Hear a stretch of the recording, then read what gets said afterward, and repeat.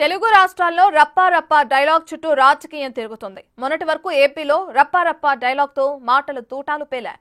ఇప్పుడు ఆ dialogue patent rights Telangana నాయకులు తీసుకున్నట్టున్నారు. మొన్న హరీష్ రావు పర్యటనలో రప్పా రప్పా అంటూ ఫ్లెక్సీలు ఏర్పాటు చేశారు. దీనిపై మంత్రి పొంగులేటి శ్రీనివాసరెడ్డి స్పందించారు. రప్పా రప్పా అని ఫ్లెక్సీలు పెట్టుకుని తెలంగాణను ఏం చేద్దామనుకుంటున్నారని పొంగులేటి ప్రశ్నించారు. ప్రశాంతంగా ఉన్న తెలంగాణలోకి ఫ్యాక్షనిజం తెస్తారా అంటూ ఆగ్రహం వ్యక్తం చేశారు. శాంతి భద్రతలకు విఘాతం కలిగిస్తే చూస్తూ ఊరుకోమన్నారు మంత్రి పొంగులేటి శ్రీనివాసరెడ్డి. నేను 6 అడుగుల అందగాడిని ఒక అందగాడు ఉన్నాడు మాజీ మంత్రి.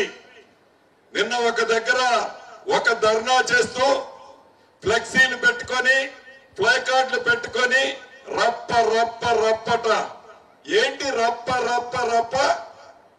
దేనికి రప్ప రప్ప రప్ప? ఏం చేయాలనుకుంటున్నావు? ఈ రాష్ట్రాన్ని ప్రశాంతంగా శాంతి భద్రతతో ఉన్న ఈ తెలంగాణ రాష్ట్రాన్ని ఫ్యాక్షన్ రాష్ట్రంగా తయారు చేయాలనుకుంటున్నావా? ఏంది నీ అసలు ఉద్దేశం? ఏమి పేదోడికి ఇబ్బంది అయిందని రప్ప రప్ప రప్పండి, టింగ్ టింగ్ టింగ్ న డబ్బులు పడుతున్నందుక రప్ప రప్ప.